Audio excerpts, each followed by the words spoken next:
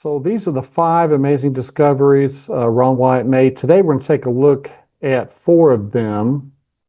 The Noah's Ark, Sodom and Gomorrah, Red Sea crossing, and Mount Sinai. And at a future date, we'll take a look at the Ark of the Covenant. But these are all incredible discoveries. They're real. Mr. Wyatt, he was a nurse anesthetist in Nashville, Tennessee.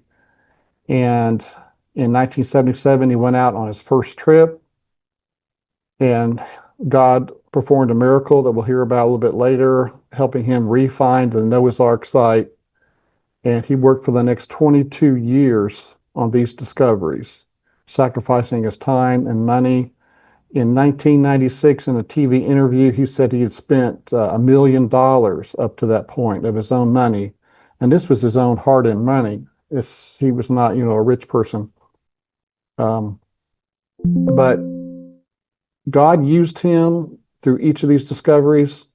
Ron said at an Adventist presentation he was giving, he said, I use patriarchs and prophets in the Bible and prayer to help me find these things. And he made another statement in another presentation. He says, God looked around for the most unlikely person to find anything and worked through them to bring out these discoveries. And he was speaking of himself. Okay. So Mr. Wyatt, he, as I said, spent 22 years, over 140 trips overseas, working with these discoveries. It's just incredible what he did. And I view him as the most important person in my lifetime because of the work he did. And we'll talk about the Ark of the Covenant and so forth. He was definitely an agent of the Lord. God used him greatly. And during the Sunday laws, these things are going to come out in their fullest and will be a testimony to the world, because God has to give a mark of the beast or seal of God to every person on earth. And so he wants to give them this information. So from 77 to 99, it's just incredible the work he did. And he was a totally honest person. I first met him in 1984 at a presentation here on the right in Nashville. This was one in 97, but in 84 in Nashville, I met him at the Nashville First Seventh-day Adventist Church. I think he'd just been released from the Saudi Arabian prison, being accused of being a spy over there, of course, falsely accused, spent 76 days in prison. But I saw that presentation in 84 and I was totally enamored. I started, researching the sites. I was finding out over and over these things are real. And, God has a plan for these to touch the hearts of folks in the future. God loves the Muslims as much as he loves us. Okay. We as Christians, even Seventh-day Adventists, we think we're the elite. God really, really loves us more than others. That could be in a person's mindset, but God loves the Muslims who are not accepting him as much as he loves us. And this evidence of truth is going to come out to touch the hearts of some of them who have a soft heart, and they're going to see that the discoveries are real. Now, I received an email from this lady in Middle Tennessee. Her name was Debbie, and she said, hi, I knew Ron 16 years ago. He gave me my epidural when I was to give birth. Ron stayed with me until my son was born, but he was not breathing and had no heartbeat. I was screaming. I looked up for Ron for answers, and I saw him kneeling down in the corner of the room praying. Okay? And as God's my witness, the whole room lit up. There was a light that lit up the room. This was the supernatural light. The nurses were talking about how you could feel the presence of God in that room. Okay? And then my son started to breathe. So she said, Ron was my angel. Okay? God performed a miracle there. And she said later she talked to her doctor years later, and the doctor still remembered that. She says that was a miracle that took place that day. So Ron had a special connection with God. He was very, very humble and sincere gentleman. So today we're going to take a look at these discoveries. Noah's Ark at the top left, Sodom and Gomorrah, the ashen remains. Doug Batchelor talks about these sometimes. Mm-hmm. The Red Sea crossing here and the way by Egypt at the left, and then the bottom right, the Mount Sinai in Saudi Arabia. So it's a quick video roll here. I've got the volume turned down because of the music, but so Ron is saying God is bringing out evidence of major biblical sites, to be a testimony to the world. And we produced the DVD Revealing God's Treasure. And one of Ron's, I guess it was the second museum, it had the title God's Treasure in it. And that's kind of why I named the DVD as such. This is God's evidence of truth for mankind. And so we're going to take a look quickly here in this 2-minute video roll of here's Sodom and Gomorrah. You see a tower and ziggurat here in the center. These sphinx shapes, these are ashen remains here west of the Dead Sea, brimstone. They form a north-south line. You can see the Dead Sea. Here's some brimstone here. Bone found at the site there. Noah's Ark in eastern Turkey. As a visitor center, the government built overlooking the site. There's man-made metal on the ark, anchor stones which hung from the ark. Ron's sons gave testimony. And so the Red Sea crossing, the pillar that marked the spot, Solomon erected a pillar on either side there in Egypt and Saudi Arabia. The chariot wheels that were found in the water there. We're looking across the water over there to Saudi Arabia. This is a boat we rented. The melted beach there at the crossing site, Mount Sinai there in Saudi Arabia. The split rock, 50 feet tall, the split rock, and the golden calf altar. And then Moses' altar at the base of the mountain, the burned blackened peak, Golgotha near the crucifixion site, and the Ark of the Covenant, the garden tomb. And in our next program, we'll be taking a look at how the blood of Jesus went down onto the mercy seat of the Ark of the Covenant, fulfilling Daniel 9:24 to anoint the most holy. So this was part of God's plan, and this is going to be shown to folks especially during the Sunday law. So that is God's treasure there. Mm. So we're going to go visit the sites. Let's go check out each one of these 4 today. Mm-hmm. And Noah's Ark, this is the site there in eastern Turkey up on a mountain. Now God said unto Noah, make thee an ark. So he preached for 120 years. Ellen White said he did convert some people during that time. We think sometimes that his preaching was all in vain, but Ellen White says he did convert some people, but they died before the flood. And then Methuselah, his name meant when he dies, it will come. So the year he died, the flood came. And before the flood, the animals came to the ark. This was a supernatural event of these animals coming to the ark. And the experts, the professors and so forth were telling folks, this doesn't mean anything, doesn't mean anything. And they fell for that. And the folks did not look at the sign of the times. And so we have signs of the time today also. Now the ark rested in the 7th month on the 17th day of the month upon the mountains of Ararat, Genesis 8:4. Mountains of Ararat, plural, is where it came to rest. It did not come to rest on Mount Ararat. Mount Ararat is not identified here. Ararat is the name for the ancient country of Urartu, located in eastern Turkey. Urartu, that's what Ararat is. The ark is within the mountains of Urartu. I stayed in the Urartu Hotel my first trip out there in 2000. Urartu is still being used, the name. And this is a map. The yellow area shows the area for Urartu, and the ark is within the boundaries of that country. Now, Berosus the Chaldean, it is said there is still some part of the ship in Armenia at the mountain of the Chaldeans that some people carry out pieces of bitumen, which they take away and use chiefly as amulets for the averting of mischiefs. So in his time, the ark was there. People knew where it was. People were visiting the site. Okay? And even in the 1st century, Josephus said its remains are shown there by the inhabitants to this day. So it was known the location of it. It was not hidden in a glacier on Mount Ararat. So it's 18 miles south of Mount Ararat up on this mountain range. That's the location of it. When you're in the valley there, you can see the government road sign says Nuhun Gamishi, or Noah's Ark, 5 kilometers up the mountain. Mount Ararat is behind us. So right here on a map, it says Nuhun Gamishi.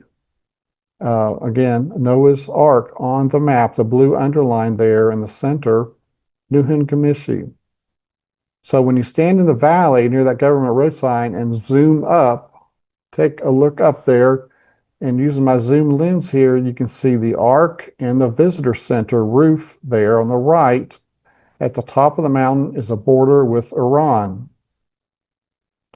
So you can see this up on the mountain. Now in 1959, Gary Powers, the spy plane pilot, took photographs, and a Turkish army captain was reviewing these photographs, and he saw this boat shape. And so the next year, in 1960, some folks went out there. This photogrammetrist said he has no doubt at all that this is a ship. So that was, just looking at the shape of it. Yeah. Dr. Arthur Brandenburger. So 1960, a group went out there, was funded by Wilbur Bishop of Chattanooga, Adventist gentleman. He was head of the SDA Archaeological Society. And also George Vandeman went with him, and Renee Norbergen, who wrote the book about Ellen White, Prophet of Destiny. But so several people went out there, and they were not totally convinced. Some thought it could still be the Ark, others not. They said it was too long. They were looking at a modern cubit, which is shorter, and this object was longer than the 437 feet. It was 515. But so it was basically discarded. But Ron Wyatt, he interviewed that group. Some were able to tell him a few things, others not, but they really couldn't tell him where it was. So Ron, he had a 2-week vacation in 1977, went out there with his 2 teenage sons. He had 3 to 5 days out there to look around, because it took him 5.5 days to get there to Eastern Turkey. But so they hired a taxi to drive around the area, and they prayed God would give them a sign. Well, 10 minutes after they prayed, the taxi stopped. And Ron said, "Hey, we just said that prayer, And so they got out, and Ron put a pile of stones to mark the spot where the car quit. So that day, the car stopped 3 times, and there was 3 piles of stones, which Ron had set up. One pile of stone marked the ark, another pile the sea anchor stones, and a third pile was Noah's burial site there and where he lived. So Genesis says the length of the ark shall be 300 cubits. And we know Moses was learned in all the wisdom of the Egyptians. So the cubit that Moses was speaking of when he wrote Genesis would be the Egyptian cubit that he was schooled in. So if we take 300 of his cubits, that's 515 feet, and that's the exact length of this boat shape. Oh, spot on. Yes, it's beautiful. So now Dr. Sally Barak-Tutin, he's a geologist there in Eastern Turkey, been to the site many times. He knows what's natural, what's not. He says very similar to the ark, the dimensions, the length and width, the height, very, very close to the figures given in the books. He stated this on the History Channel. And in 1978, the year after Ron found it, he and some others, they prayed that God would send an earthquake to help excavate the ark. Because as it was there in 77, the ground was up even with the top edge of the ark. And it was hard to really inspect the site. So after they said that prayer, within a couple of weeks, Ron saw this headline, earthquake in Eastern Turkey. And no one was injured in it, which was nice. But so when he went out there and, you can see at the bottom photo here how the ground had dropped outside the ark. And what that did, it revealed the sides of the ark so you could inspect it better, revealed the rib timbers that we'll see later. And God helped me find some metal fittings on the side of the ark. So this opened up inspection of the site. Now here's an overhead view of it. Using my drone, you can see the pointed front here on the left, the rounded end on the right, the stern. So it's a nice boat shape. The starboard side along the top here is bowed outward because it became impaled on this rock cropping there on the top left. This rock impaled the ark. The ark slid down the mountain at a later date and became impaled on this rock, and it skewed the outside edge of the ark. So right now the width of it is slightly more than what the Bible states. So here is a shot from behind it. This is on the road coming up the mountain. You can stop there and take a picture of the ark. This is using a zoom lens. You can see the front and back of it. I have marked here. But and then on the right side here, kind of in the foreground, you see the rib timbers showing, the vertical rib timbers. You know, wooden ship has rib timbers, and then they put horizontal planks across those when building the ship. This is a video from 1987 when there was a dedication ceremony for the visitor center, and various Turkish officials were there. Ron was there as a featured guest, and they were doing the groundbreaking here, and they had to sacrifice this goat at the ceremony. That's a tradition there. And so Ron is here shaking the hands of the governor there of Ari and various other officials. So Ron went out here to Eastern Turkey, 30 times at least. There's the visitor center plans. And Ron was able to throw some concrete into the footers there. So that was the ceremony. Now, this is a more recent picture of the visitor center. And there's a new sign there. Inside, this is Bill Wyatt in the foreground with the gray hair, Ron's brother. He was with us. This is 2022. Okay. And we're seeing some of these pictures from Ron's work up here on the wall.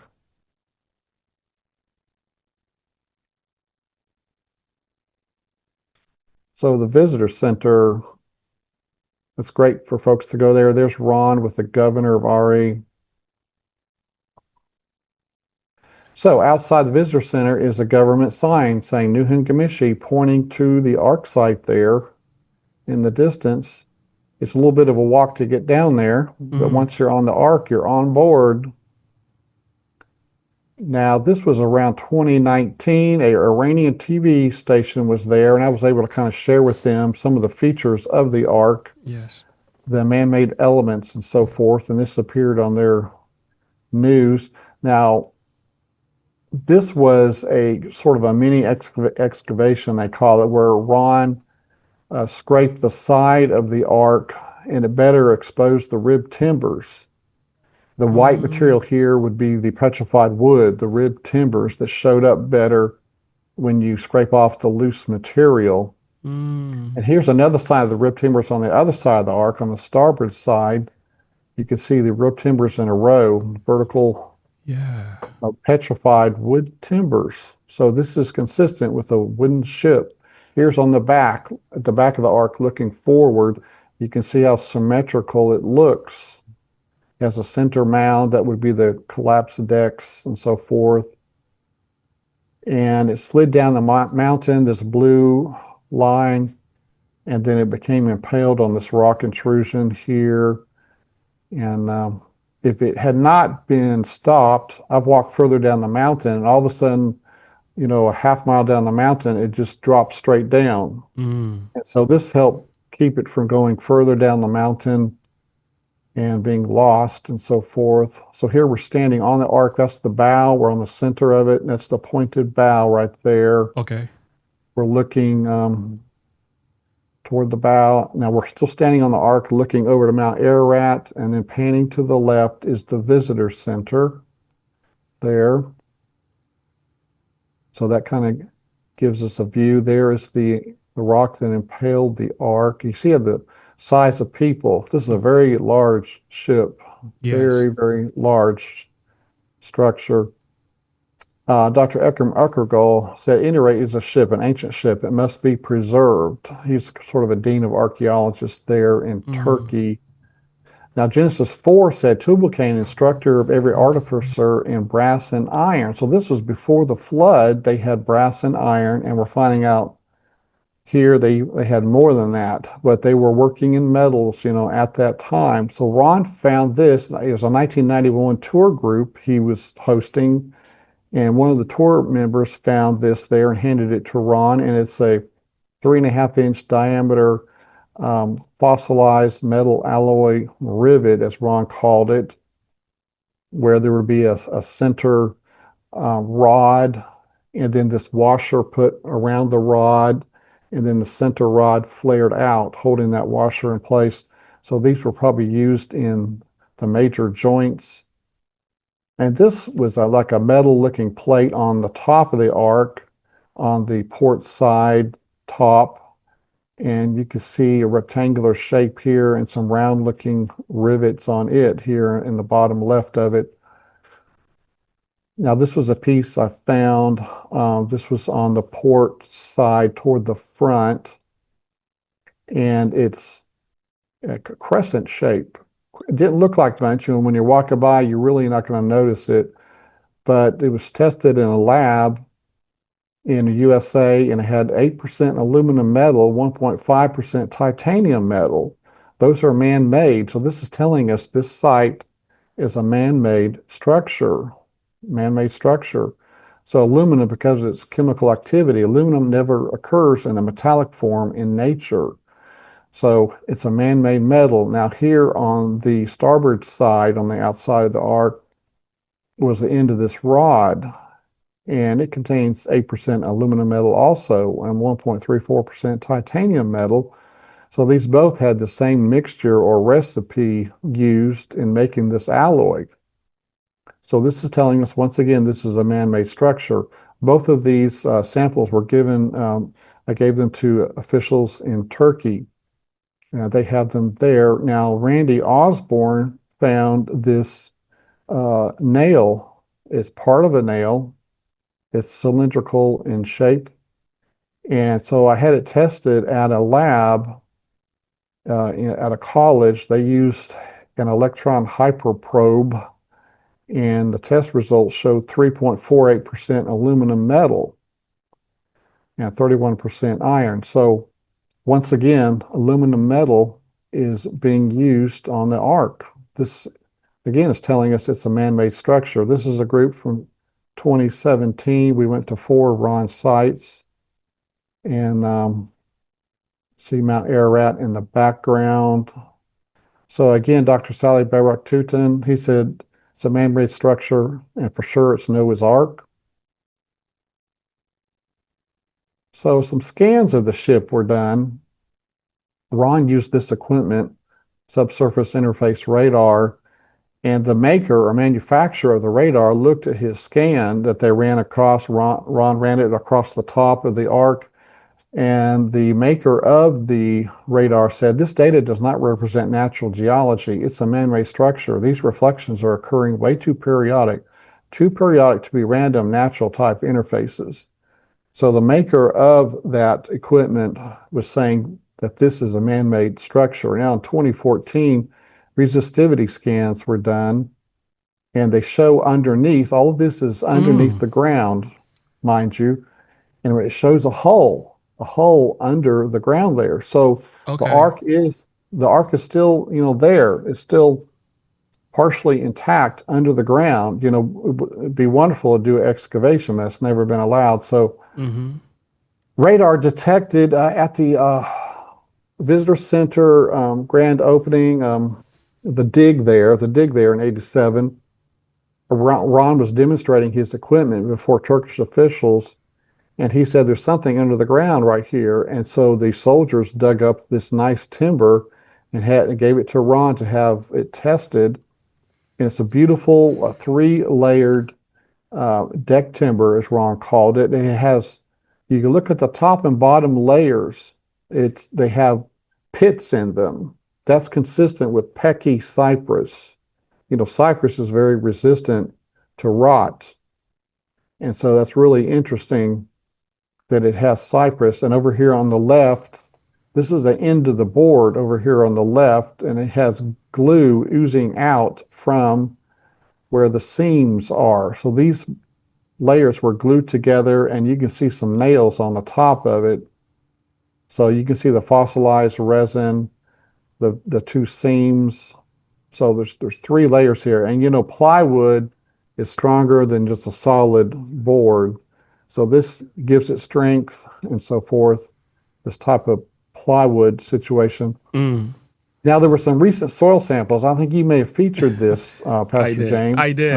I just could not believe they were saying what Ron Wyatt has been saying for a long time. But what I noticed in here that I found to be misleading, there was no mention of Ron Wyatt's discoveries at all. It's like the credit. Yeah, it kind of sounded like this was a new discovery and they were trying to prove it to be real when Ron did all the research already and it's basically proven it, But yeah, they did show that the organic carbon inside the ark is 2.7 times higher than outside the ark. And of course, wood would give an organic carbon signature. Now, Ron in 79, he tested inside the ark and outside the ark. And in the countryside or outside the ark, you see toward the bottom here, the reason to pick the church is the teachings of that. Yeah. Sorry about that. So the that. organic carbon was 1.8% in the countryside, and inside the ark, it was 4.95. So Ron had already showed that the organic carbon was higher inside the ship than outside. Yeah. So Ron ran his radar across the side of the ark and noticed that there was a chamber at that point. And so he core drilled into the side of the ark and using a long rake device, sticking into the chamber and pulling some things out. He pulled out petrified antler, petrified animal dung. This is, I think, part of the antler right there. And also, they pulled out some cat hair, some red human hair, and some fiber optic. When light hit one end of it, it would go out the other. So, were they using this inside the ark to bring light in? Where one end was outside the ark and the other end was pinpointing certain areas. So, that's really, really interesting. So this is Ron with the government of RE there. They were declaring Noah's Ark found. It was declared a national park. There are various publications about the Ark site. Here's a stack of books here on Noah's Ark on this site. So this is pretty incredible. All these books that have been written on it, many TV, newspaper, website posts. This site has received a lot of press, but then there's some negative comments about it that are totally false. This is a look of the Ark from the port side, looking over toward the visitor center. Now, Ken Ham, I was at the Ark Encounter. He's with Answers in Genesis. This is up in Kentucky. And I got a hold of him. He was coming down off the rostrum there, and he had his 4 bodyguards with him, as I call them. But I was telling him about this Ark site, and I was saying, hey, telling him, listing off the wonderful things there. And I said, I really do believe this is Noah's Ark. And he says, well, the experts would tell you you're wrong. The experts. And then he proceeded to list their resident expert, which is Andrew Snelling. He's a resident archaeologist there with Answers in Genesis. Okay. And if you go on their website, all right, He says this cannot be the ark because this site's in a valley and not on a mountain. Now, wait a minute. Wait a minute. We've already seen it's up on a mountain, the same elevation as the highest point in the Great Smoky Mountains National Park. Has anyone been to Clingman's Dome? This is the elevation of Clingman's Dome up on a mountain.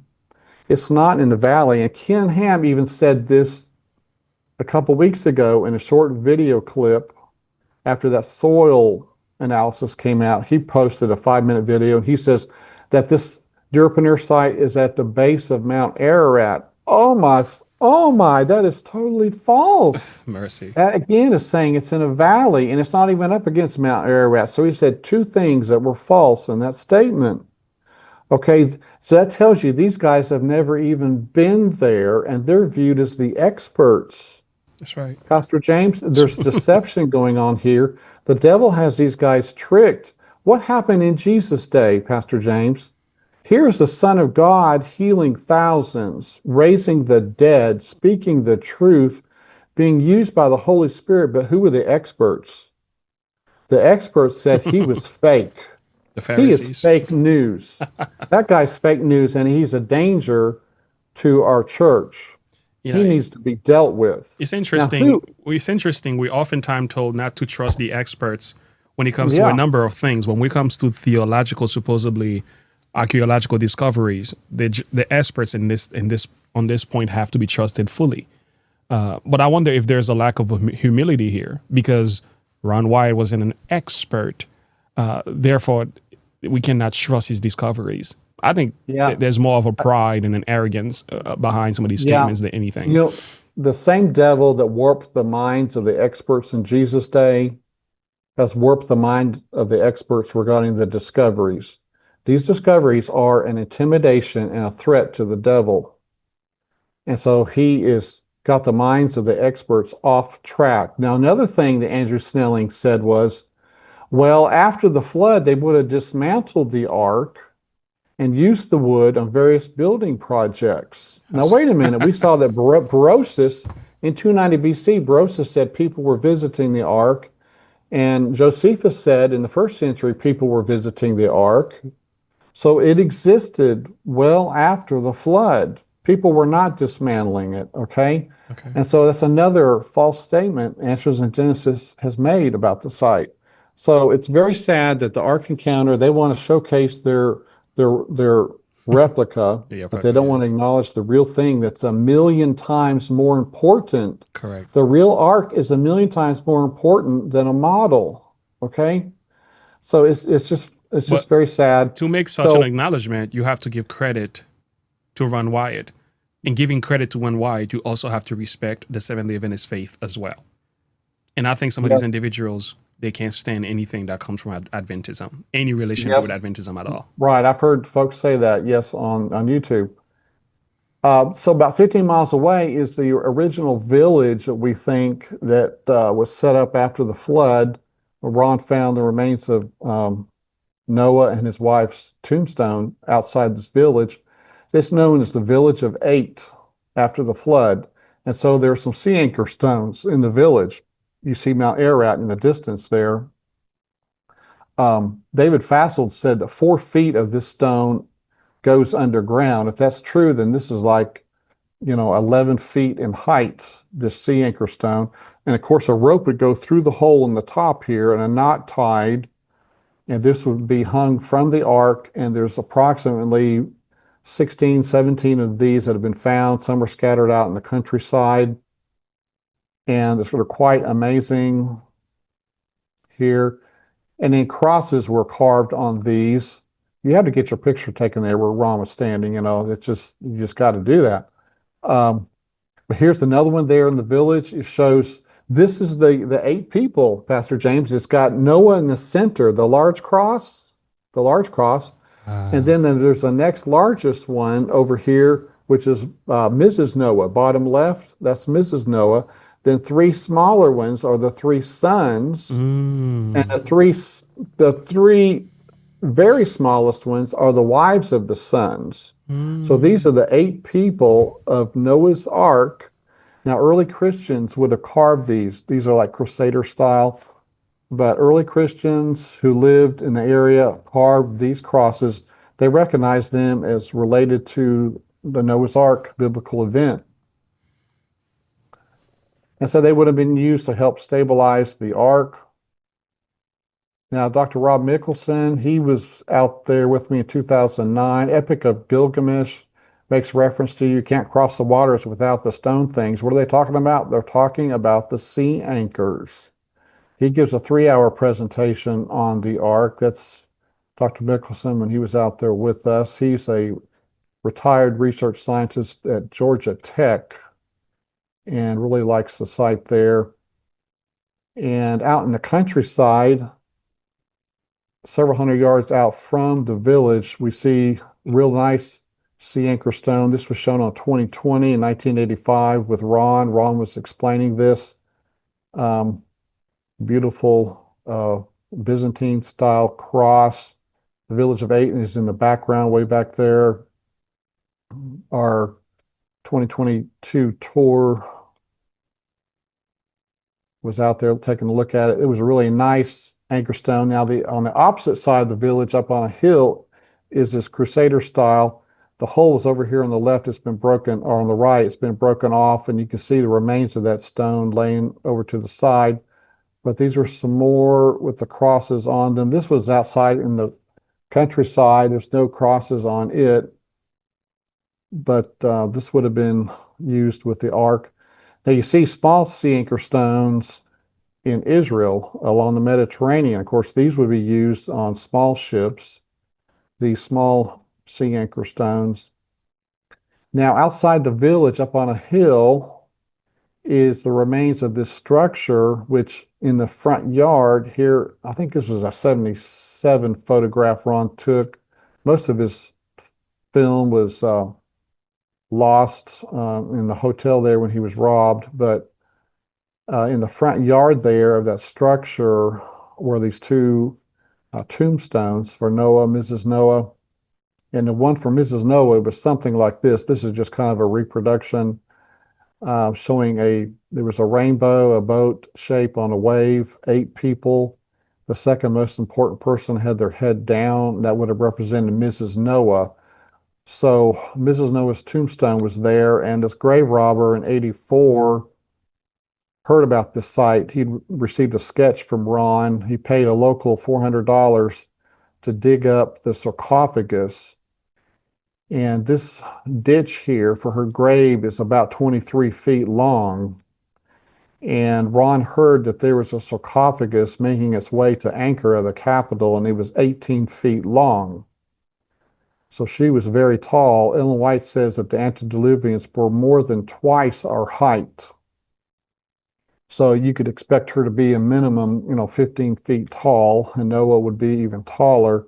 In 2009, I was standing in the grave and I was speaking to Ross Patterson. I said, I bet you could still find something here in the grave. He looked down. Next to my foot was this nail from her sarcophagus. It has 3 ribs sticking out from it, and you would drive this into a stone sarcophagus that's pre-drilled, and the further you drove it down, the tighter it would get.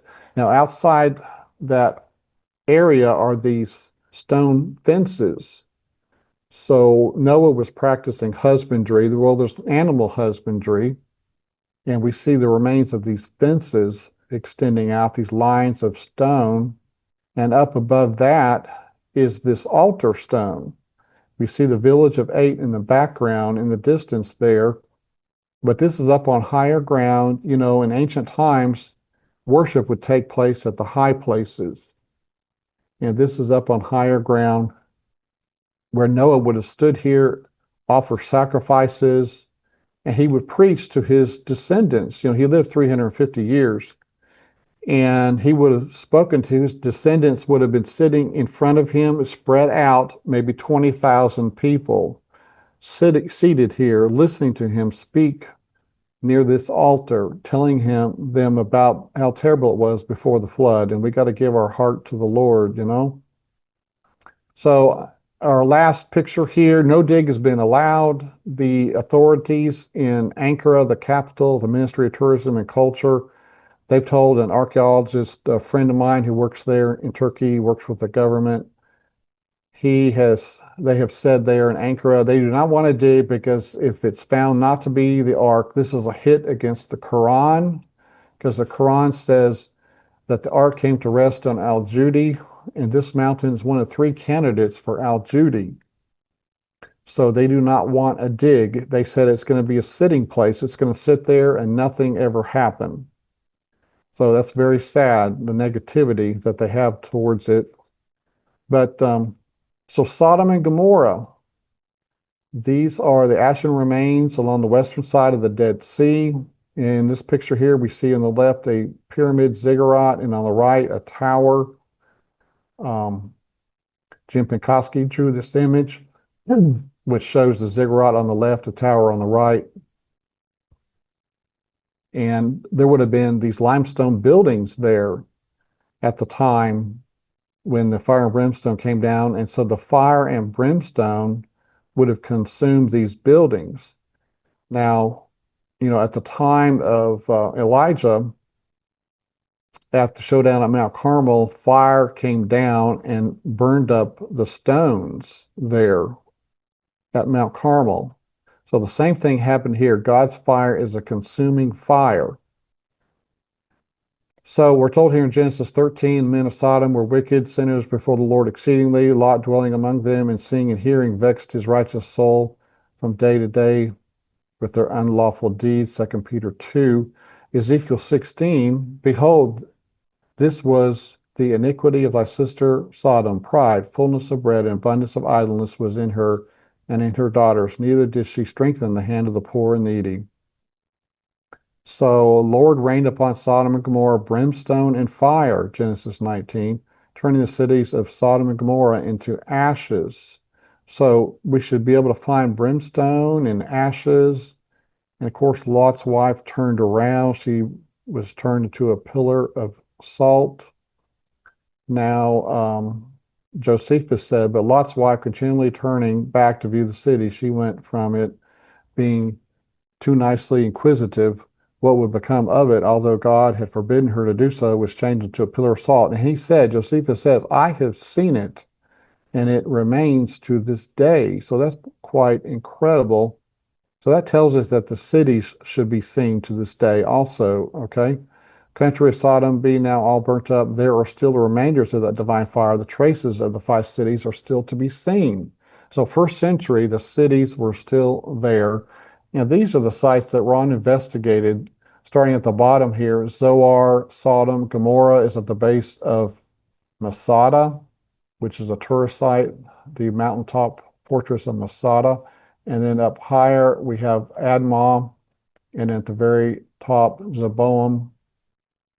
So here we're driving down toward the Dead Sea. I usually rent a car in Jerusalem and drive down. I've been to these sites about 16 times. They're just incredible. The more you walk through them, new things that you'll see. So we're driving here in Israel. Now, the Dead Sea there is 1,300 feet below sea level. This is the lowest point on Earth. And when you get down to that area, you see Qumran with the Dead Sea Scrolls. You can stop your car and look over and see Qumran on the right. And see, these are some of the caves that are shown quite often. And at the Dead Sea proper here, you can see the salt. And it's quite thick in this area.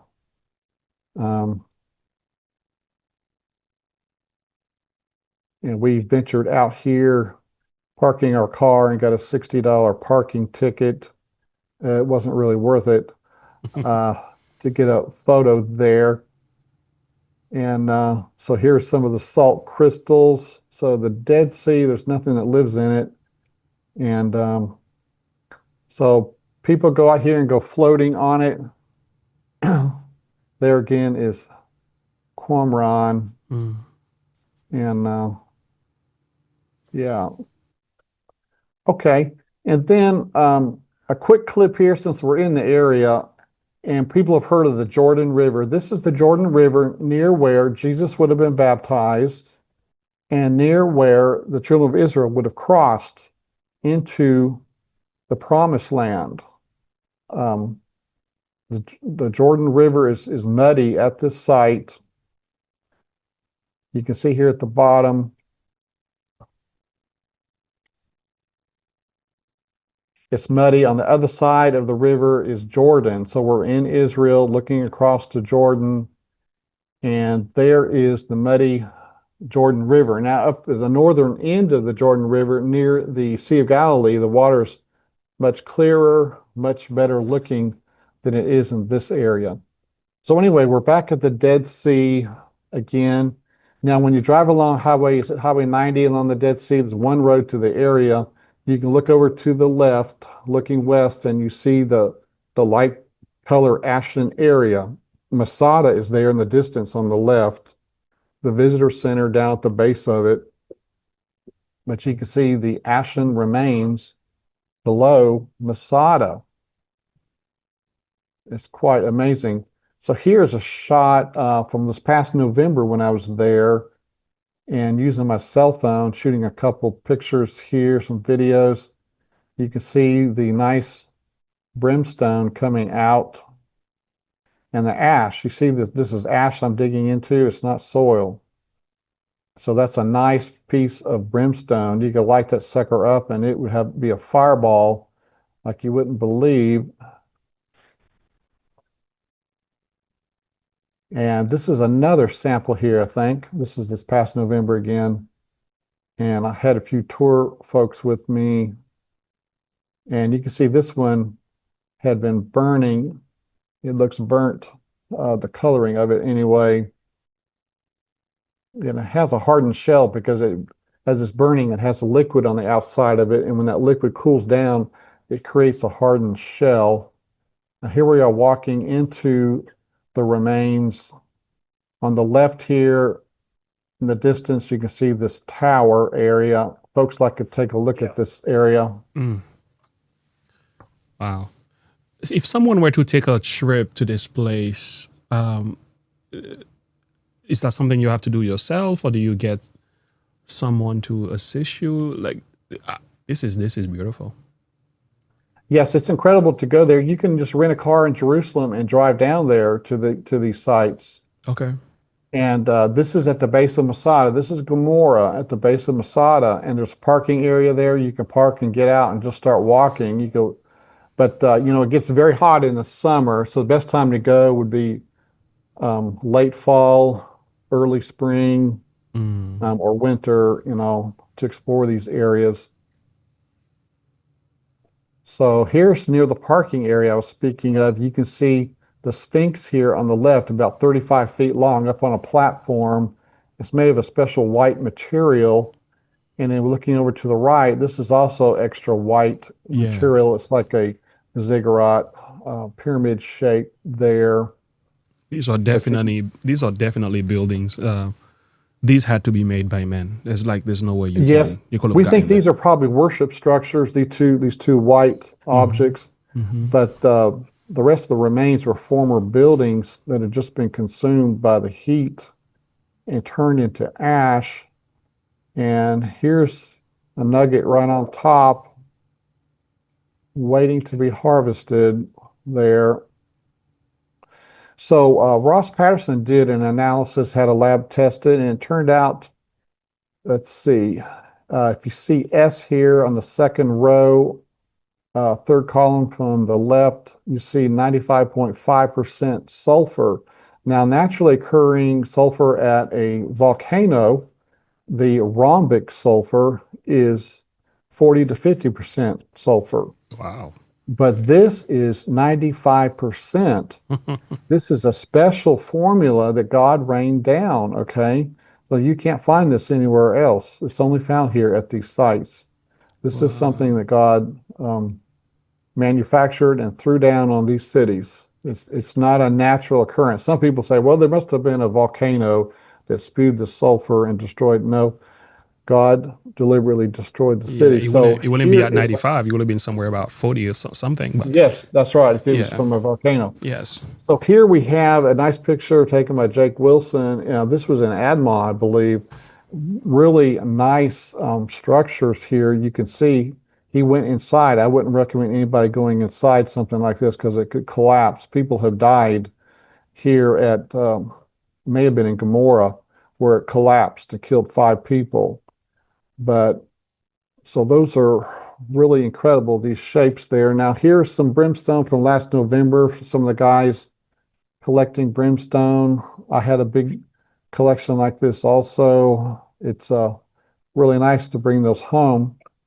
Now here's an example of thermal ionization with the electrons repelling and attracting, and it creates this swirling effect in the ash. Really dramatic looking. Wow. This is south of Zoar, an area I found. It's really impressive to see this thermal ionization here. And then here is Zoar. It's a southern city pointed out on our map. You see the Dead Sea in the background. It was considered a little one or a new city, and you can see a straight line. We're going to pan over to it here to the right. Across the road is most of Zoar, and you see a straight line over here on the right. A straight line, right center here. So this was kind of, if you look at it on satellite, it looks squarish. And this was a little city. This is where Lot fled to. It was not destroyed at first, but later on it was destroyed. So, and Josephus does mention that he saw the pillar of salt from Lot's wife. Now, here is a front page of the Nashville Banner showing Ron Wyatt, where he's talking about the sulfur balls there that he found. Ron was well known in the 1990s and late 80s in Nashville. Most people knew who he was. I mean, he was in the news a lot in Nashville. You know, he was, released from the Saudi prison. Then he was kidnapped in Turkey for 2 weeks, nearly died. And then he was finding, these archaeological sites and so forth. But so these sites appeared on Encounters with the Unexplained. Dr. William Shea, Adventist with the Biblical Research Institute. He's here in the bottom left. Bill Fry with anchorstone.com. He was also featured in the program. But so Amazing Facts, they have shown pictures of the site there, talking about Sodom and Gomorrah, comparing it to hell. Here we can see again the Sphinx shape and the ziggurat that we saw earlier. So Doug Batchelor talks about going here, and sometimes he burns, a piece of the sulfur, one of his evangelistic programs, he might burn a piece. Yeah, I've seen that. Mm-hmm. Yeah. So our next topic is the Red Sea crossing, okay? So Moses fled from the face of Pharaoh and dwelt in the land of Midian. This is in Exodus 2. He kept the flock of Jethro, his father-in-law, the priest of Midian. So this is where he lived 40 years in Midian. Now, if you look on any map will show us that Midian is over in Saudi Arabia. Now, God, spoke to Moses there in Midian and told Moses to bring the people back to this mountain, So where he was living for 40 years, he was to bring the people back to that area, okay? So if we look on it, here's a map in 1719, from the Exodus case book.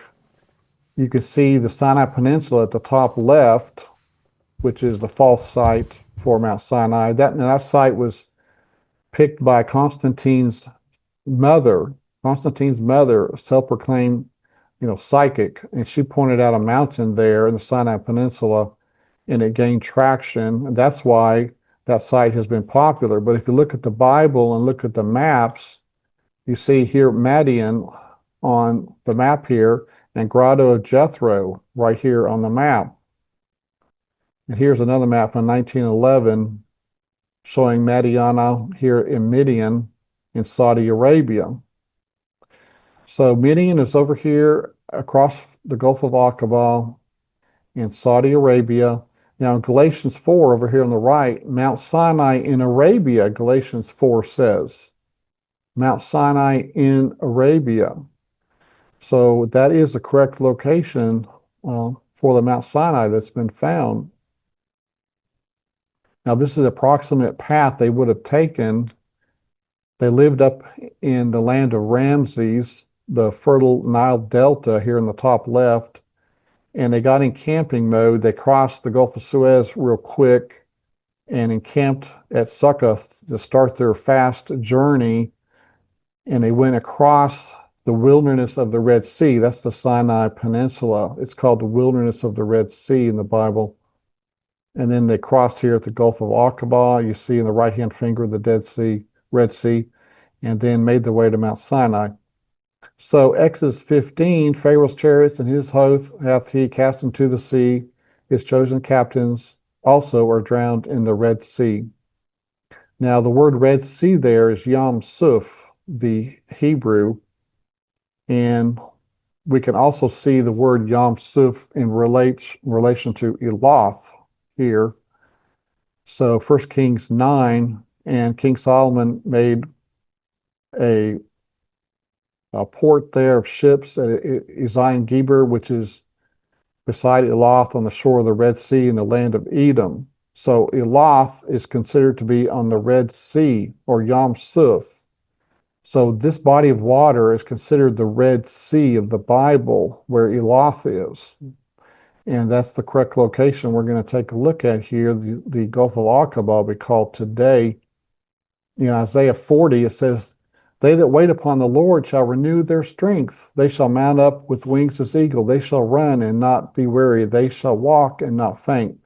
So God was with them on this Exodus journey as they were escaping Pharaoh. They went out with wings as eagles, and they were not weary. So they were going fast on their journey. And of course, there was the pillar of fire and the pillar of cloud, and Jesus was in this, He did not take away the pillar of cloud by day or the pillar of fire by night from before the people. So it's wonderful how God was leading them. And here in Exodus 14, it says they were out of Egypt at the crossing site. So you have to look to a distant location for the Red Sea crossing, a distant location. They were out of Egypt when they were about to cross, okay? And this site matches that. This Nuweiba location, this Nuweiba beach we see here. So in 1978, Ron Wyatt, he rented an airplane at the northern end of this Gulf of Aqaba we see on the map. At the northern end is modern-day Eilat. He rented a pilot and plane, and the pilot's name was Moses.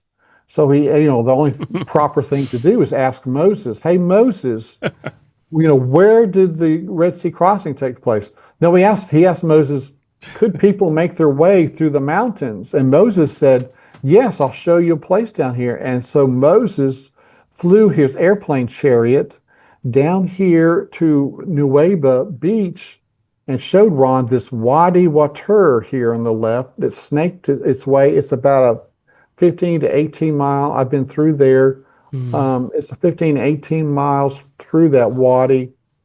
But that is the route. That's how they got to this huge beach here at Nuweiba. It was possible to go from Ramses here to this beach. The route was there. So Josephus says, for there was on each side of mountains that terminated at the sea, which were impassable by the roughness and obstructed their flight. So Josephus speaks of mountains there at the crossing site. And here we see, this is a Google Earth view. We're looking up and over. We see the Wadi Watur in the foreground here, snaking its way to the beach. The beach there, and we see the crossing route. It was kind of diagonal. At the south end of the beach is where they entered the water, and on the other side is Saudi Arabia, and they eventually would make their way to Mount Sinai here in the top of the image. So in Exodus 14, they were entangled in the land. The wilderness has shut them in. They drove them into a narrow place. Josephus mentions that. They were encompassed with mountains, the sea, and their enemies. Again, Josephus is confirming basically this location there at the mountains. And here is a Google Earth view where Wadi Watur is making its way to that large beach. And here is the large beach. It's 5 miles across. This is very large. Oh. And 3 miles deep. So, this is plenty large enough for 3 million people. Okay. We see the Wadi Watur at the top here. Over here on the far left where the red arrow is, that is where they actually entered the water. Okay. At the very south end. And this is an area that is not well traveled, shall I say. There's no hotels down there. It has been an area that's been kind of isolated from the rest of the beach. Here along the beach, here in the foreground, are hotels. One was a Hilton hotel. I think it's changed hands more recently, but a lot of hotels out here. But while we're on this topic right here, let me mention, okay, I was going to do a presentation, and the pastor contacted an Adventist archaeologist about the discoveries. And the Adventist archaeologist said, these discoveries have long been shown to be false, such as a friend of mine was at Nueva and he asked a local diver, have you ever seen chariot wheels? And the local diver said no. So this Adventist archaeologist says, see there? The discoveries are false. Now wait a minute. Really? Now wait a minute. Let's turn this around. Let's say that Ron Wyatt said, a diver said he found a chariot wheel. I found the Red Sea crossing. What would the archaeologists say? Where's your They would evidence? say, you call that science? Mm-hmm. Is that an investigation? You're making a big assumption here. Okay, but see, the Adventist archaeologists, they can use that because they have the title, and so forth, and just destroy the discoveries with one statement. That's right. But that was the only evidence this Adventist archaeologist gave this pastor to try to shut down my presentation. But the area where the local divers dive are off these hotels that I'm telling you about. There are dive shops at the hotels. They dive out from there. They don't dive down here at the south end of the beach, which is over here on the left. The far left is the south end. They don't dive down there. They don't know about this area, and it's very hard even to begin with to find a chariot wheel. It's very difficult. Correct. So anyway, that's an Adventist archaeologist. That's how they throw out the discoveries. It's very sad.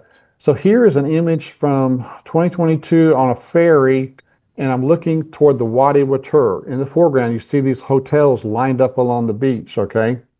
This is a very, very large area, but this is a beautiful shot with the blue water there at the Gulf of Aqaba.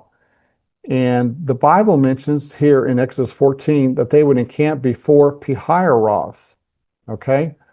So what is Pihahiroth? Pihahiroth means mouth of the hole or canyon. So this Wadi Watur that we have been talking about that empties onto the beach, that seems to be Pihahiroth. And here's an image of the beach area. Once again, at the south end of the beach is where the column was found by Danny Wyatt when Ron was with he and the two boys, Danny and Ronnie, in 1978. And so that told Ron that this was probably the crossing area. And Ron that year went back and took his diving lessons and came back. And on the first dive, they found a chariot wheel. Pretty amazing stuff. Okay. And out in those waters there, the top left, the chariot wheels are found in the waters there. And we see here in the top right, a ridge of mountains obstructed their flight, Josephus said. And then here in the bottom right is what we think is Migdal. So this is our driving south from Israel into Egypt. We go through several military checkpoints, and my guide here on the right is Faraj that usually takes us down here. Here he is. He's giving us lunch there at Nueva, our group. And in 2005, when I was going down there, as we were going through the border, they forced us to take this guard with us. And you can see under his jacket here an Uzi submachine gun that he carries around. He normally would protect dignitaries coming into Cairo, but they were down here at the beach here in 2005 at the site. But Migdol is another site mentioned in Exodus 14, and it means fort. So here at the north end of the beach, at the narrowest point between the water and the mountains, right between the water and the mountains in the center there is this fort. Now the walls could be more contemporary. They've been putting a stucco on it here, but there could have been ancient walls before this. In the center of the fort is a well, a nice well. So this could have been the site of Migdol, and in fencing going, a wall going across between the sea and the mountains that would have obstructed their northern flight, the children of Israel. So Ellen White mentions the Hebrews encamped by the Red Sea. The waters were there, and there was mountains on the south that obstructed their further progress, so they could not go south because of the mountains. Now, I think this was a key to Ron. When he went there, he saw what Ellen White said, and so he went to the south end of the beach, and that's where they found the column. Okay, so that was a tip to him. He would always consult what Ellen White wrote. And you can see the mountains here at the south came all the way down to the water, so they could not flee down that way. So he looked to the south, and that's where he found the column there in 1978. And the pillar was found here on the edge of the water in that area. And also in 78, Ron showed that pillar to the Israeli army that was occupying the Sinai Peninsula. And they pulled the pillar from the water and set it up in concrete. This is maybe 300 yards from the water, and it's 16 feet tall. Unfortunately, last November, it's gone. It's very sad, unbelievable. You know, the one in Saudi Arabia was removed by the government. Now this one's been removed. So both pillars have been removed. The one in Saudi Arabia had Hebrew writing on it and said Mizraim, which means Egypt, death, Yahweh, Pharaoh, Moses, water, Edom. So it was telling the story of the Red Sea crossing, these pillars on opposite sides, and Solomon's name was on it too. So Solomon erected these 400 years after the event. His seaport, Solomon's seaport, was up at Eilat or Elath, up here 50 miles, the southern tip of Israel. That was his seaport. So he knew full well where the Red Sea crossing took place. And so these pillars, you know, he had erected there. And now it's very sad. This is gone. It's terrible. So here's an early morning shot looking across the water there from Nuweiba to Saudi Arabia. Now here's the exact spot of the crossing at the south end of the beach. The beach sand here and rocks looked melted. Ron mentioned this concept of the pillar of fire melting the beach here at the crossing site. And all of this through here is like concrete where it's been melted. And we can look across through the haze there. You can see Saudi Arabia, the mountains of Saudi Arabia. Now, the Bible alludes to the water there being deep. It wasn't shallow. So Exodus 15, the depths, Isaiah 51, the great deep, Isaiah 51, depths of the sea, Nehemiah 9, the deeps, the mighty waters, Exodus 15, mighty waters, Psalm 106, the depths, Isaiah 43, mighty waters. So it should be in an area that has a very deep arrangement. And here in Isaiah 51, are you the one that opened the depths, the sea, a road to pass over? So Isaiah 51, again, very deep. And the water is actually deep there. It gets to about 2,600 feet deep, but it's a 13-mile journey across. So you're about a 5-degree angle going down and coming back up. So they walked on dry land, crossing through the sea, Exodus 14. Now here's a coralized femur that was found in the water there on the right compared to a normal one on the left. And it was tested in, I believe it was in Sweden, and it's a male human femur there, which of course fits in with the story. And Ron took this photo. At the top left there, you see a human rib cage there in the waters there at the crossing site. So divers have been there. I've been snorkeling a couple times, but so divers have been there and using metal detectors. So all these chariot wheels that have been found have been confirmed with metal detectors, okay? Because each of these have a center hub, the chariot wheels that's made of metal. And so when you run the metal detector over it and get a positive reading, that helps confirm the structure is a wheel. Here's an 8-spoke wheel that has a center hub. And Ron retrieved a hub out of the water. It may have been in the late 70s, early 80s, and presented it to the director of antiquities in Cairo. And he immediately said, that's from the 18th dynasty. Well, that's the time of the Red Sea crossing, the Exodus. And Ron said, well, how do you know that? And he said, well, it's an 8-spoke chariot wheel.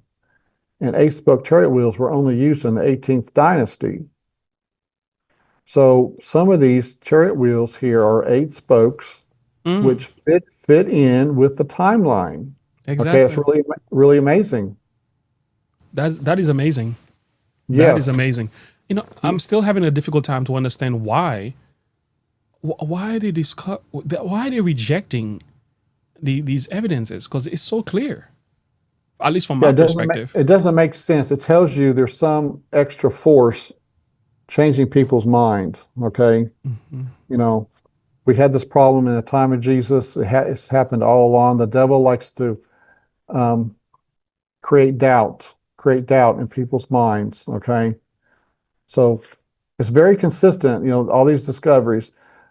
Bill Fry with Anchorstone.com, he passed away around 2005, but he told me he went out in the water about 10 minutes and he found this chariot wheel. I know it doesn't look like much, but it's standing on an axle, has a center hub there, okay, that's raised.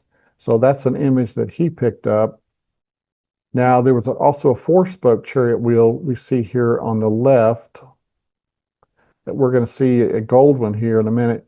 But here's another human femur bone that was found there. This is Aaron Sin. Aaron Sin, he's made 500 dives. If you can imagine, only folks can fathom that.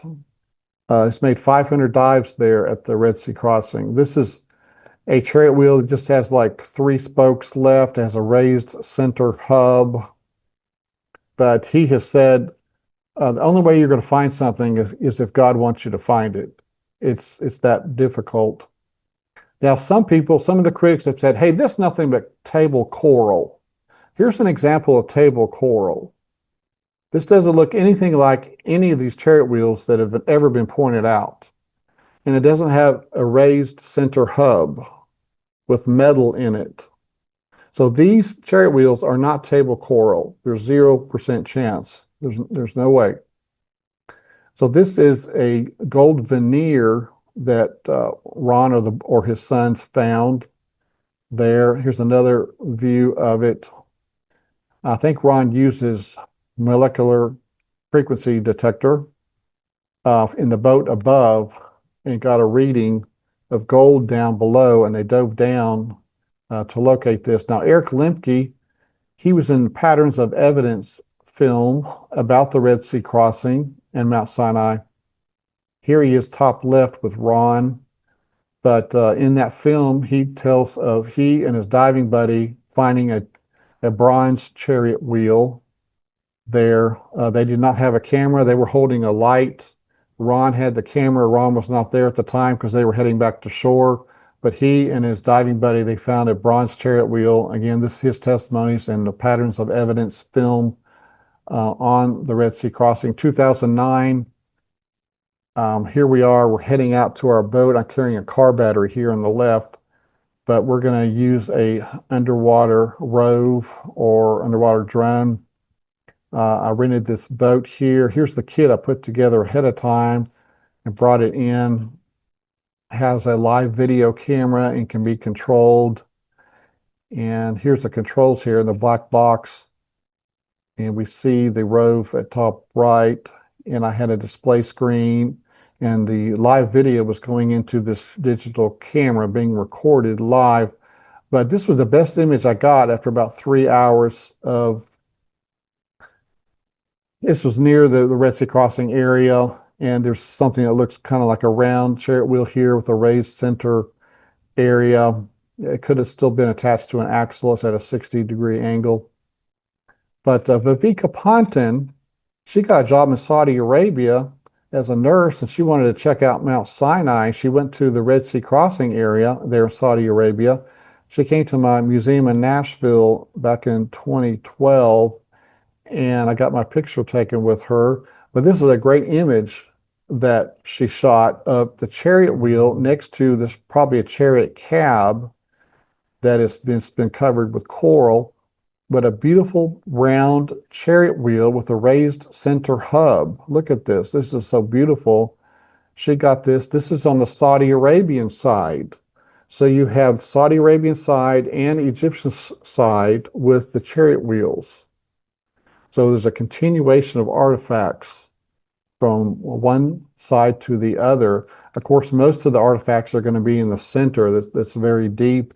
Nobody's been able to inspect that. And of course, their dead bodies washed up on the shore, and the children of Israel were able to take their weapons off them.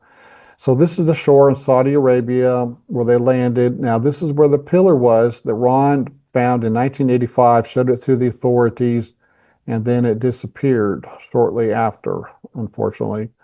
Dr. Kim took this picture and shared with me.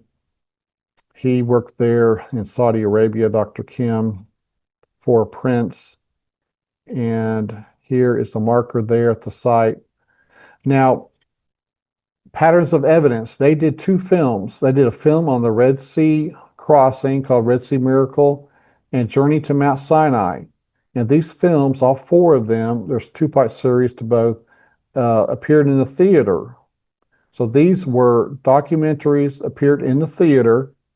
Red Sea Miracle 2 features Ron's Red Sea crossing site, and they agree with it. Okay, they interview various experts proposing various sites, and they agreed with Ron's site as being the most accurate, which is fantastic. And they gave Ron the credit too. So Red Sea Miracle, you got to get this, folks. I got it. And then Journey to Mount Sinai. In their part 2, they told of Ron finding the site in Saudi Arabia. They actually went there in the early 2000s when it was really difficult, and they did some preliminary filming. It's amazing they were able to get into the country because it didn't open up until September 2019, the country. But they concluded Ron Wyatt's Mount Sinai is the correct location.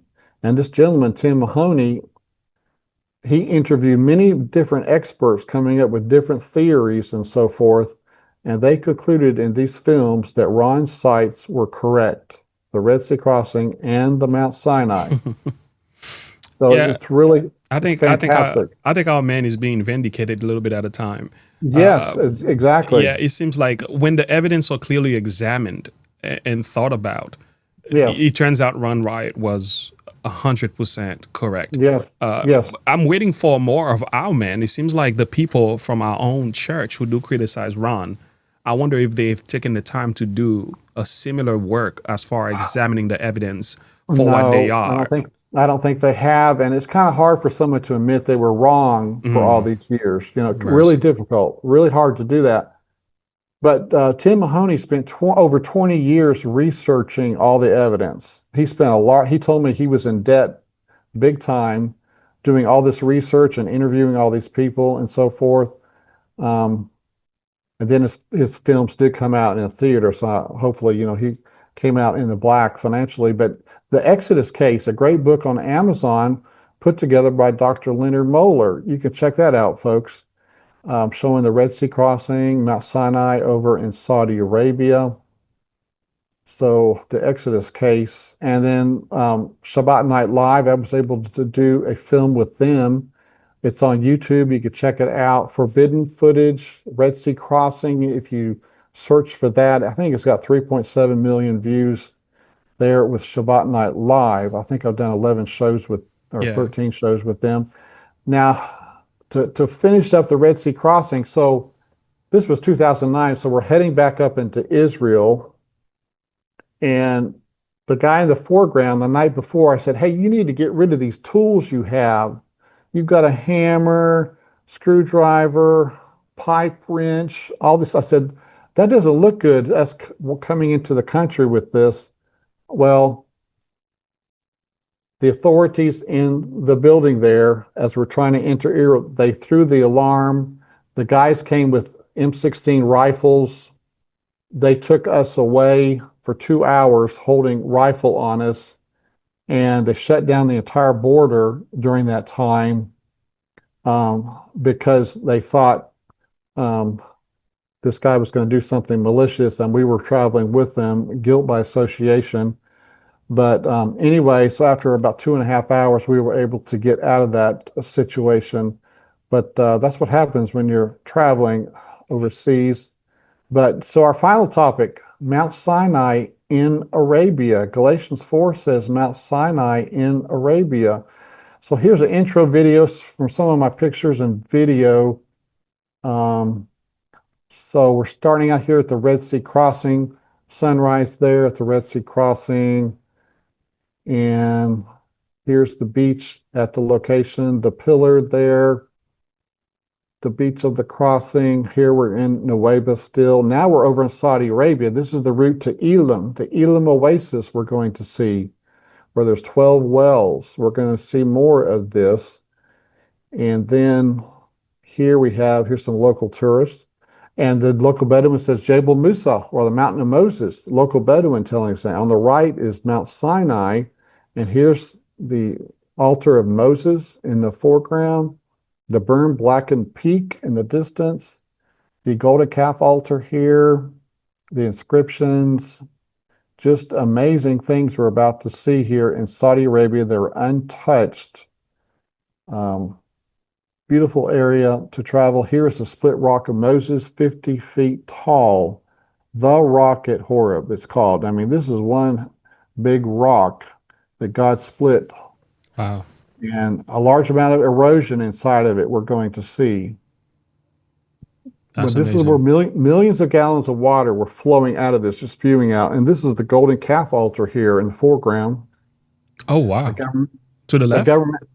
the government put a fence around this and a gate, and in the background is Mount Sinai. So Moses could have seen this coming down the mountain, full So- view. So this is where the golden calf was placed on top of that. Yeah. Oh, my goodness. So this is the route once again, and Mount Sinai is where we're going to be heading to. But before Mount Sinai, there were some other things, that they ran into, the Elim Oasis and the Split Rock we're going to take a look at. So here's the beach there in Saudi Arabia. Mm-hmm. So we've been to both beaches. Egypt is across the way there. So Exodus 17. So the rock at Horeb, where the water came out. And this is where God provided for his people. They were thirsting for water, needing water, and God gave them the water of life, Jesus too. So here's the split rock. You can see through the opening. You can walk through that opening. And here is the erosion inside the rock. This is massive. There are millions of gallons that God just created out of thin air, and the water comes gushing out and creating this erosion inside this rock on top of a 200, 300 foot tall hill. And pretty incredible. We can see it in the background there. In the foreground is an altar. Mm-hmm. This might be the Jehovah Nissi altar, the Lord is my banner, that they built after defeating the Amalekites. They built this altar to the Lord. And a couple hundred yards from the split rock, I ran across these inscriptions. Nobody told me that they were here. But a friend of mine was looking at these that I sent him. There's about 30 or 40 of these actually. And he says, hey, this looks like Moses with his arms being held up during the battle with the Amalekites. His arms were held up, they were winning. When his arms went down, Moses' arms, they were losing. And so my friend said, hey, this may be Moses with his arms being held up. So it was pretty neat. And then there were some images of sandals there that were carved out. God said, wherever you place your feet, I will give you that land. And so it's like they were inscribing their sandals here, saying, hey, Lord, we put our feet here, so we're claiming this land. So pretty interesting. So here is the Gulf of Aqaba, the Red Sea, and we're gonna make our way into the Elim Oasis. This is a walk. It's actually a park. You'll see other people there, the Saudi Arabians, taking this walk also. You park your car here and walk through this canyon or wadi and make your way through here. It's a 3-mile walk. It's interesting. Most of it, you're kind of walking through gravel. So you're kind of slipping and sliding your way through here, but it's a fantastic walk. And then you get to the Elim Oasis. It's really beautiful with all these palm trees. In Exodus, it says 70 palm trees and 12 wells. So the wells you see here, they were formerly springs, but then they put this casing around them. They've been developed with these nice casings around them. But Scott Harvey, a friend of mine, said he went around to each one of these and counted 12, which matched what the Bible says, 12 wells. And that's still there to this day. So in Psalm 106, it mentions the golden calf at Horeb, which is the Mount Sinai, where they were worshiping the golden image. This is a close-up of the golden calf altar with the huge rocks there. Luckily, the gate there has been unlocked when we've been there. It's an archaeological area, the government is saying here. And again, you can take a look at the stones there. As you walk around it, you'll see these images on the rock. In the bottom center, you see a large bull shape. It would have been an Apis bull, and it's in like a red ochre paint. And here's a nice large Apis bull. Of course, these are Egyptian style there in Saudi Arabia, these images. And a archaeologist in Saudi Arabia said you cannot find these elsewhere in the country. Again, these are more the bulls, Egyptian style. Now, on the map in 1990s, I saw the town of Albad as it was labeled in the map, and it said next to this town of Albad, it had the words Mugaer Shuayeb, which means the caves of Jethro. Shuayeb was Jethro. And so on the left here, we see in the edge of the picture is a museum. And in the museum, they have some really nice displays talking about these caves and Jethro. Jethro was Moses' father-in-law. This is the area where Moses lived during those 40 years. Mount Sinai is about 20, 25 miles from here. We'll see here in the distance. But in back of the museum there, you see these caves, the caves of Jethro. And there's probably 12 of them back here. I haven't counted them, but approximately that number of these caves. So this is a tourist location. Folks come to check this out.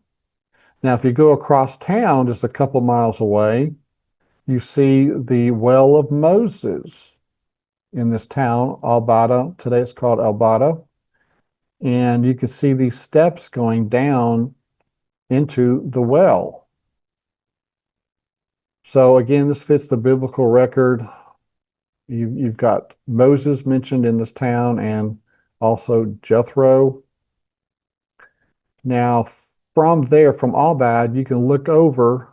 You'll be looking east, and you can see Mount Sinai in the distance.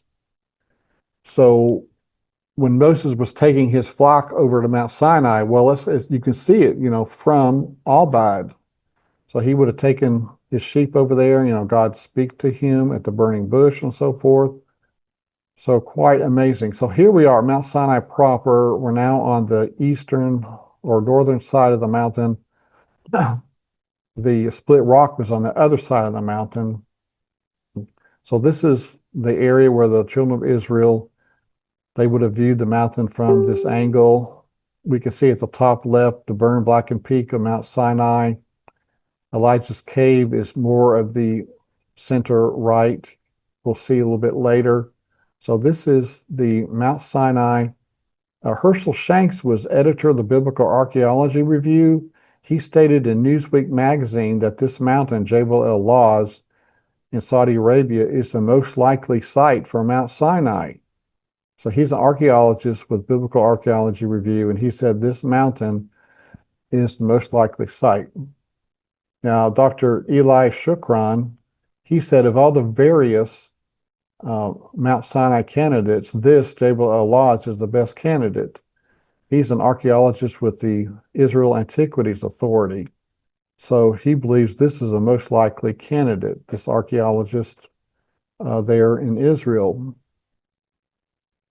So here is a better shot of the blackened peak. This is probably late evening.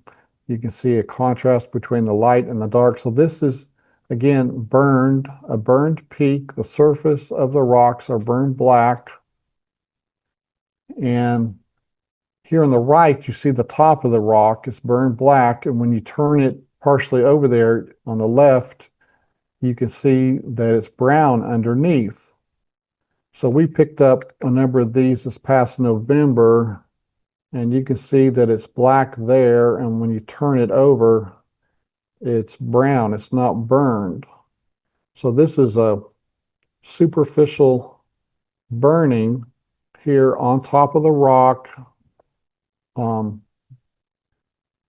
It's not basalt. Basalt is black all the way through it. So here's an early morning shot of the burned blackened peak. Pretty interesting photo there. So here we are, a short video clip. We're on up into the mountain partially. It's quite a climb just to get to this point, but this is the plateau where the 70 elders met with Moses. Okay, this is the plateau from the Bible. You see the burned blackened peak to the left there in the distance. So this is the plateau mentioned in the Bible. All these things fit the biblical record, okay? Quite amazing stuff. So again, there is the burned blackened peak. We're kind of closer to it. Now, down in the valley at the very base of the mountain, this is in the bottom center here, this is a corral where the sacrificial animals were herded into this. And when they first entered it to the top right here, they could not see the end result. The end result is over here on the left. The animals were being sacrificed. But they were brought in over here on the right, and they made their way over to this left side. And that's where there's approximately 4 or 5 altars. 4 or 5 altars. These would be the altars of Moses there. This is at the base of the mountain and so forth. Here we are on the ground. The previous was a drone photo, but here we're on the ground. This is where the animals would have entered, and then they would make their way at the end to these altars. Again, this is at the base of the mountain. Now, this is not directly at Mount Sinai, but outside the mountain area, Dr. Kim found this menorah. You see the blue arrow here? Yes. He found this menorah. This would be the oldest, you could say, picture of a golden candlestick or menorah, and it's right there, near Mount Sinai. After this made news some years later, it has since been destroyed. Of course. A Muslim must have destroyed it or something. It carved it out, and it's gone. Very, very sad. But that's more evidence. Now, these were some of the artifacts he found. He lived there, it may have been 12 years in Saudi Arabia working for the prince. And there's a burning bush back here, I think, or something. But he worked there in Saudi Arabia, and look at all these artifacts he found out in the encampment area. Okay. Tons of artifacts, incredible the things that he found. This is still Dr. Kim? Is that This is Dr. Kim. This is a photo he sent me. And amazing stuff that he found there. Out past the Golden Calf is the encampment area, the Golden Calf altar. Now, if you look up at the mountain, previously I mentioned Elijah's Cave, and that's the location for Elijah's Cave up there. There's his hideout. It's about 20 feet deep, the cave. Scott Harvey shared that photo with me. Now, closer to the mountain, there are these inscriptions. Again, these are these Apis bull designs. These are Egyptian style, Here at the Mount Sinai, these folks, they grew up in Egypt, so they're carving stuff that they're familiar with and so forth. Oh, wow. A few of these are Hathor or female type. But yeah, this is incredible stuff. Now, on the other side of the mountain, I guess it would be maybe to the north, and a little ways from the mountain, there were 3,000 that had to be slain by the tribe of Levi because they did not. Because they worship the golden calf, correct? They were worshiping the golden calf, and they did not have any remorse. And God told the tribe of Levi, the men, to slaughter these folks. And so they were moved, we're thinking, to this area. And there's an archaeological dig going there this past November. There's a large area that they have already fenced off, the authorities.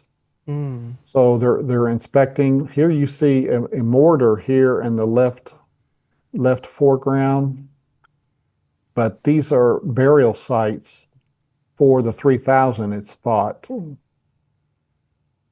So Ron Wyatt, 1984, he and his sons, they walked into the country. They could not get a tourist visa. It wasn't available back then.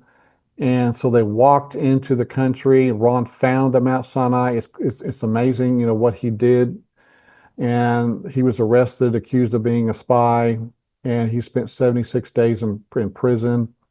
And he had a live TV interview, but in that live TV interview, he got to tell about what he found out there.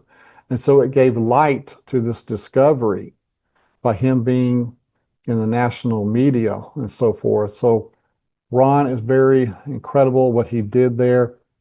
On my channel, arcdiscovery-com on YouTube, I got like a 7-minute video, drone video from this past November you could check out, folks that are watching.